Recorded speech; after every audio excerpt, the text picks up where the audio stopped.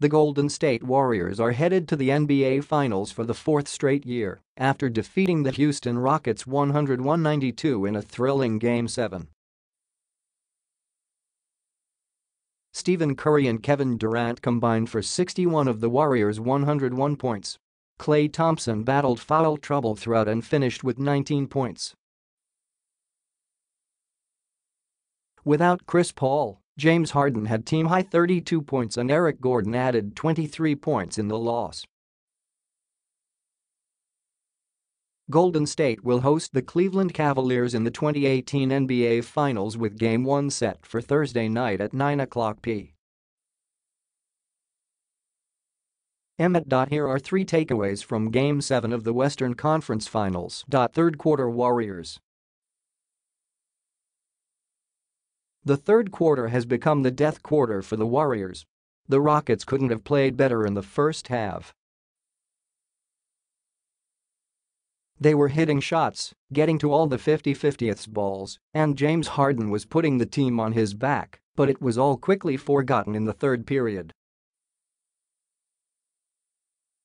The Rockets were up by 11 points at the half. By the end of the third they were down by 7 and ended up losing the game by 9. It was the largest halftime deficit overcome by a road team in a Game 7 in NBA history. No team has ever won multiple elimination games in the same series when trailing by at least 10 points at halftime. The Warriors did that in both Games 6 and 7. Whether it was fatigue or lack of concentration coming out of the locker room, the Rockets will look back on this season and wonder what would have been if they were able to just match the Warriors' third quarter output. Stephen Curry. The Warriors were clearly tied in the first half. Klay Thompson picked up 3 quick fouls early, and Kevin Durant looked like he was pressing in another Game 7, but Steph Curry came alive in the third quarter and totally turned the game around. Curry finished with 27 points, 10 assists and 9 rebounds. 14 of his 27 came in the third frame, shooting 4 for 5 from 3. With every made basket, the raucous crowd in the Toyota Center let out a sigh, and the confidence in his teammates grew.